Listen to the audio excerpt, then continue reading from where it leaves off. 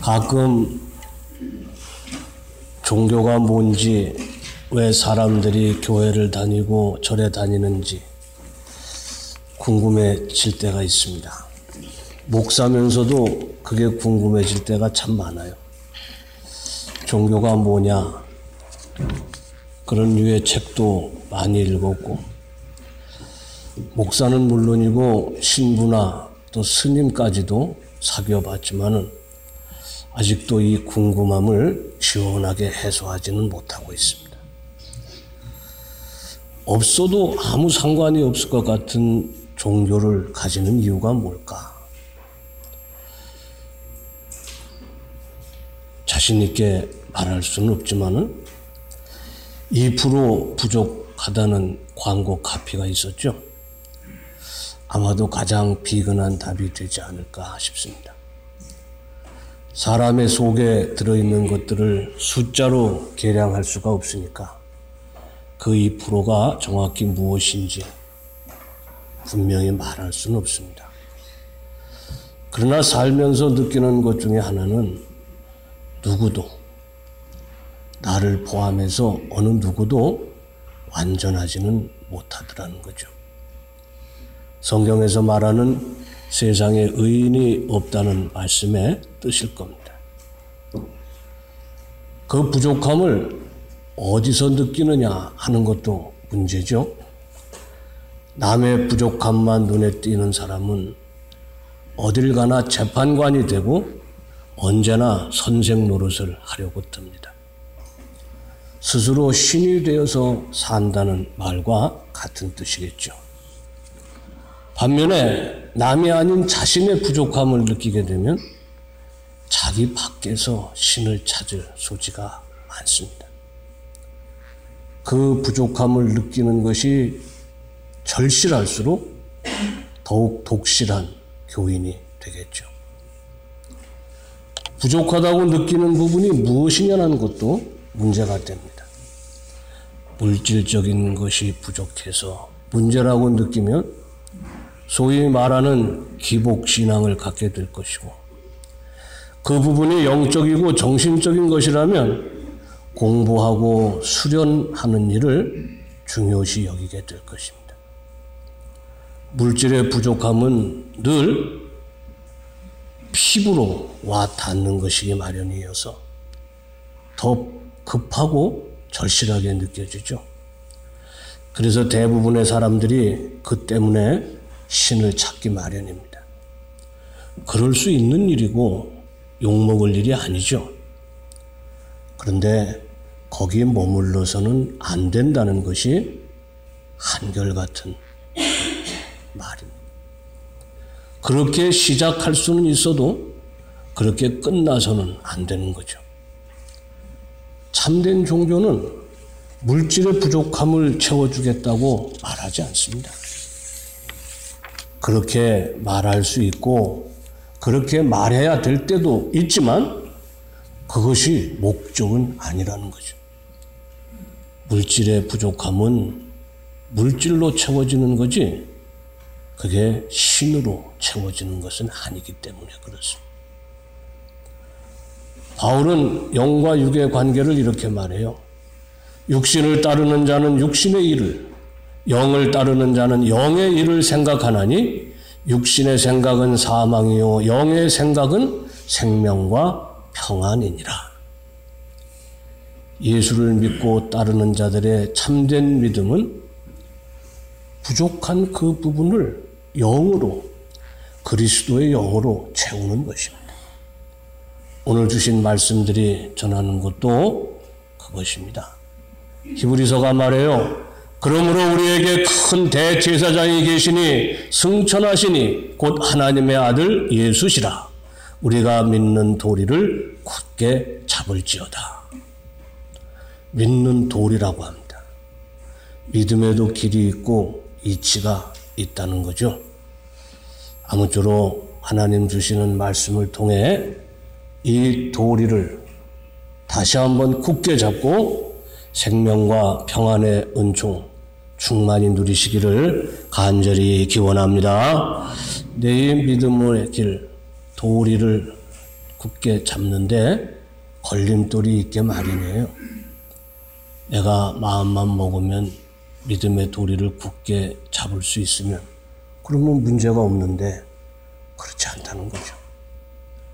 오늘 주신 마가복음에 한 사람이 예수님께 나와 물었습니다.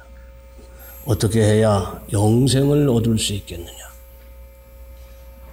하나님의 계명을 지켜 살면 된다고 하시니 그 사람은 어려서부터 지키며 살았노라고 대답했습니다. 그러자 예수님이 말씀하셨죠. 내게 아직도 한 가지 부족한 것이 있으니 가서 내게 있는 것을 다 팔아 가난한 자들에게 주라. 그리하면 하늘에서 보화가 내게 있으리라. 그리고 와서 나를 따르라. 그 사람은 근심하며 돌아갔습니다. 재물이 많았기 때문이라고 성경이 말하고 있어요. 재물이 걸림돌이 된 거죠.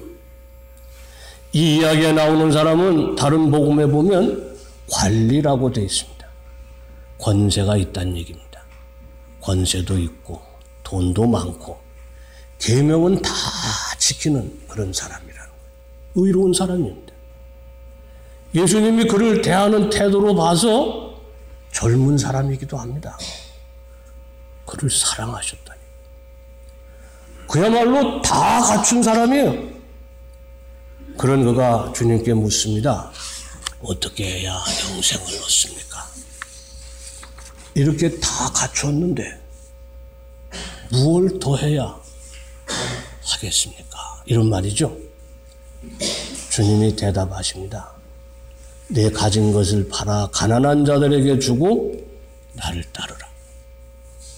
더 할 것이 아니고 덜어내야 한다고 하시는 말씀이죠.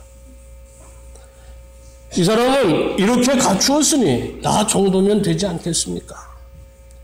자기를 과시할 속셈으로 예수님께 그런 질문을 던졌을 수도 있어요. 어쩌면 진정 자신의 부족함을 느끼고 그것을 채우기 위해서 주님을 찾았을 수도 있습니다. 그러나 어떤 경우가 되었든 결과는 똑같아요. 근심하며 돌아갔습니다. 재물이 많았기 때문입니다. 이유가 그거 한 가지. 그 후에 주님은 제자들에게 말씀하셨어요. 재물이 있는 자는 하나님의 나라에 들어가기가 심히 어렵도다. 제자들이 그 말씀에 놀라자 주님이 다시 말씀하셨습니다. 낙타가 바늘기로 나가는 것이 부자가 하나님의 나라에 들어가는 것보다 쉬우니라. 아마 이 말씀처럼 쉬우면서도 또 어려운 말씀이 없는 것 같아요. 알아듣기는 쉬운데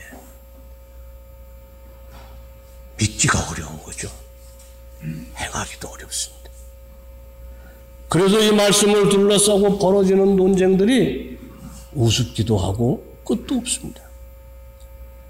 부자가 하늘나라에 들어가는 게 어렵다고 하셨지 언제 불가능하다고 하셨냐? 그렇게 말하는 사람도 있어요.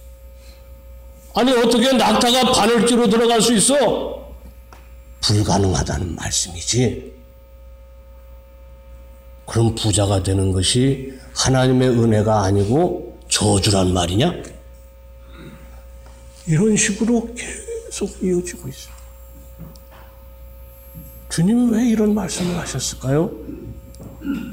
부자라는 이유만으로 하늘나라에 들어갈 수가 없는 것일까요?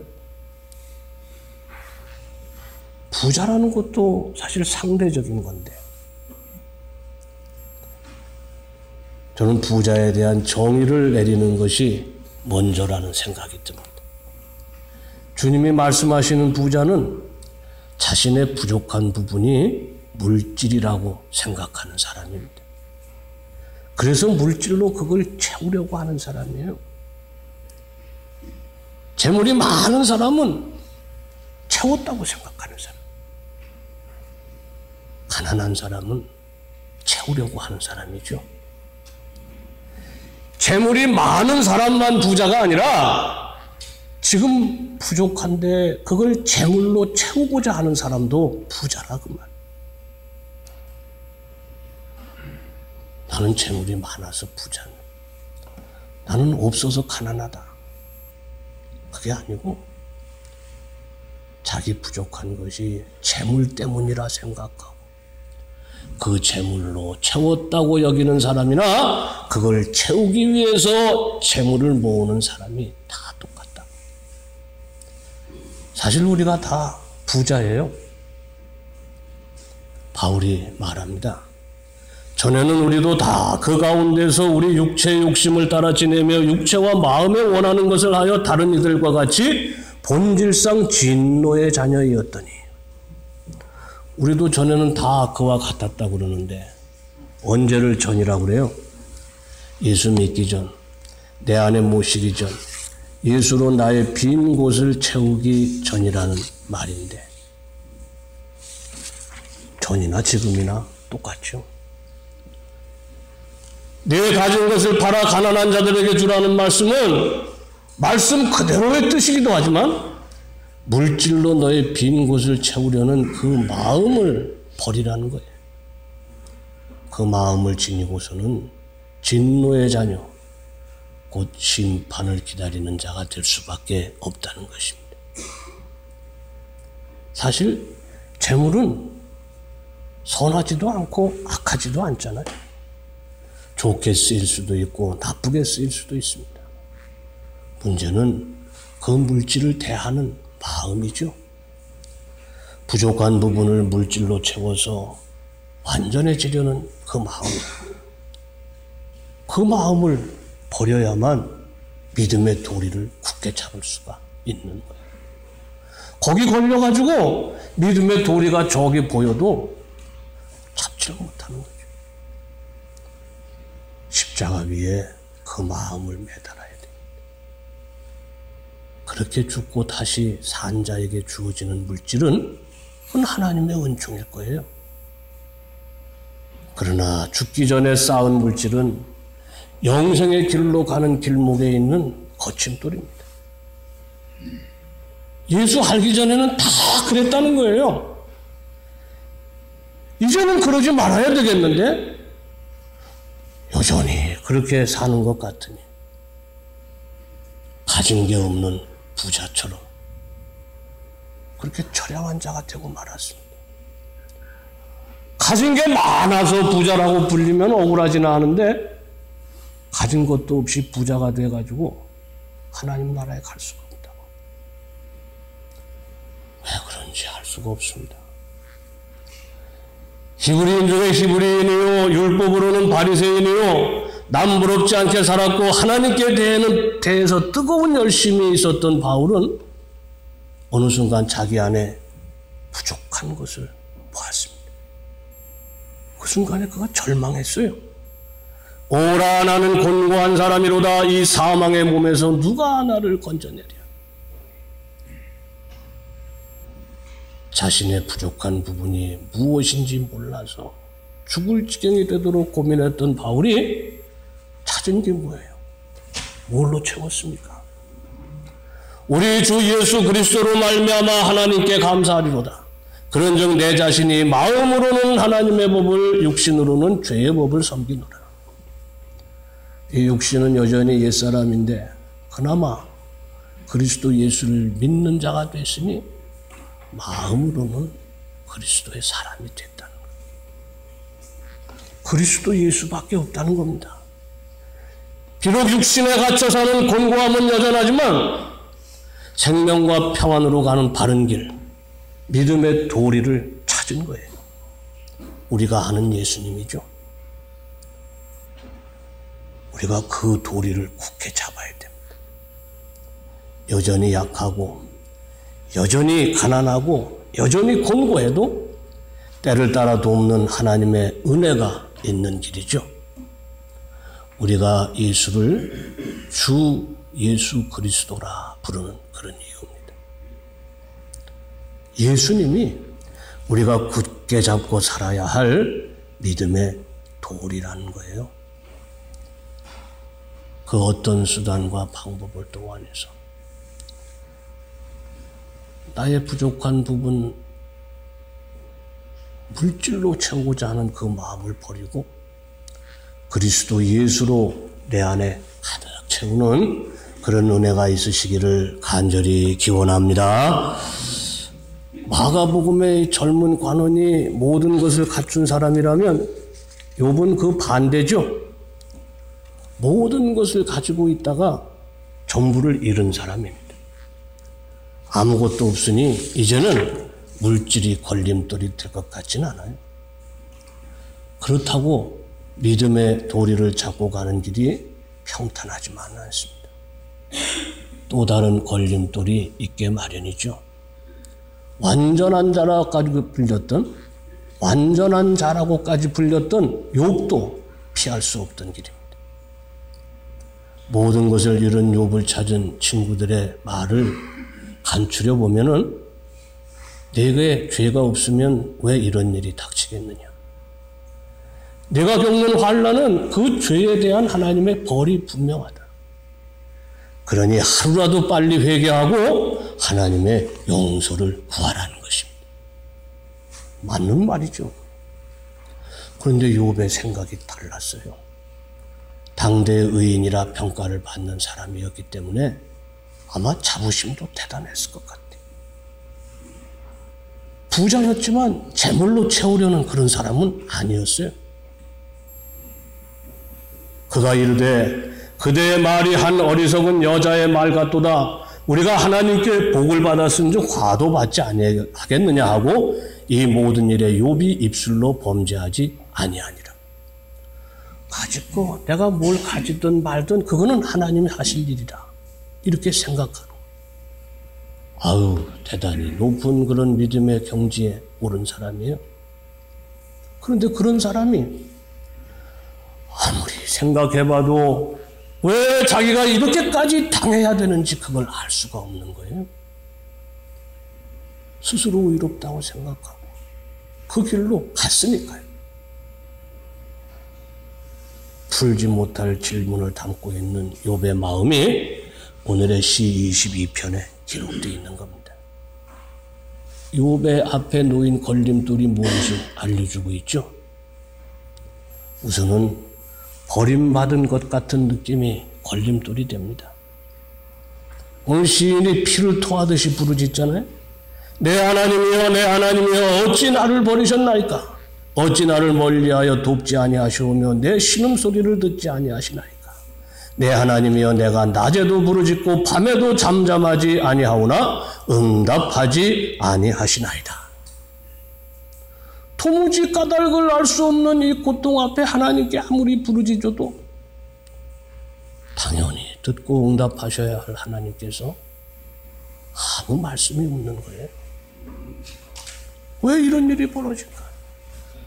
주신 분도 하나님이시고 가져가시는 분도 하나님이신 건 맞습니다. 그런데 하나님이 왜 모르는 척 하시는지 그걸 알 수가 없는 거예요. 내 신음소리를 듣고 내 부르짖는 소리를 들으시고도 왜 잠잠히 계신지 하나님께로부터 버림받은 것 같은 그런 느낌이 들 때가 그때가 우리가 걸림돌에 걸린 때입니다. 멸시를 당하고 조롱을 받는 것도 걸림돌이죠. 시인의 탄식이 이렇게 이어집니다. 나는 벌레요 사람이 아니라 사람의 비방거리요 백성의 조롱거리니이다. 나를 보는 자는 다 나를 비웃으며 입술을 삐죽거리고 머리를 흔들며 말하되 그가 여호와께 의탁하니 구원하실 걸 그를 기뻐하시니 건지실 걸 하나이다. 하나님께로부터 소외당하는 것 같은 아픔이 하나님과 나만의 문제로 끝나지가 않는 거죠. 세상의 조롱거리가 되고 더 나아가서는 하나님을 욕되게 하는 일이 됩니다. 그런데 내가 할 수 있는 일이 없잖아요. 벌레와 같은 취급을 받으면서도 나의 하나님, 나의 아버지가 모욕을 당해도 나는 하나님의 사람이라고 그렇게 항변할 수조차 없는 것이. 그게 욥과 같은 사람의 걸림돌이에요. 살이 찢어지고 뼈가 어긋나는 고통을 겪는 것도 이것도 걸림돌이죠. 몸이라도 성하면 그나마 위로를 받고 소망을 가질 텐데 그 몸이 만신창이가 된 지 오래입니다. 많은 황소가 나를 에워싸며 바산의 힘센 소들이 나를 둘렀으며 내게 그 입을 벌림이 찢고 부르짖는 사자 같으니이다. 나는 물같이 쏟아졌으며 내 모든 뼈는 어그러졌으며 내 마음은 촛밀 같아서 내 속에서 녹았으며 내 힘이 말라 질그릇 조각 같고 내 혀가 이틀에 붙었나이다. 주께서 또 나를 사망의 진토에 두셨나이다. 개들이 나를 에워쌌으며 악한 무리가 나를 둘러 내 수족을 찔렀나이다. 내가 내 모든 뼈를 셀 수 있나이다. 소외당하는 느낌이나 멸시와 조롱을 당하는 것은 가만히 생각해 보면 마음을 다잡아서 극복할 수도 있습니다. 그럴 때 우리가 마음먹기 달렸다고 하는 거잖아요. 그런데 이 육신에 닥치는 아픔은 어떻게 해볼 도리가 없어요. 고문의 장사가 없잖아요. 안 아프겠다고 결심한다고 고통이 사라집니까? 이건 고치지 못하면 죽어서나 벗어날 수 있는 그런 아픔이라. 그 어디에서도 범죄하지 않던 자들이 이 육신의 질병 앞에서 거꾸로 거슬러 올라가지고 부끄러워하고 하나님을 불신하게 되는 그런 걸 많이 봤습니다. 하나님을 경외하면 땅에서도 잘 돼야 되는 것이 당연합니다. 하나님의 말씀도 그렇잖아요. 그런데 현실이 반드시 그렇지 않다는 것, 그게 문제입니다. 가난하고 병들고 실패하고 넘어지고 째지고 부러지는 게 우리 인생이거든. 믿음의 도리를 잡고 가는 자들에게 이런 일은 남의 일이 되어야 될 것 같은데 그렇지 않잖아요. 그런 거 모면하려고 거기서 벗어나려고 예수 믿었는데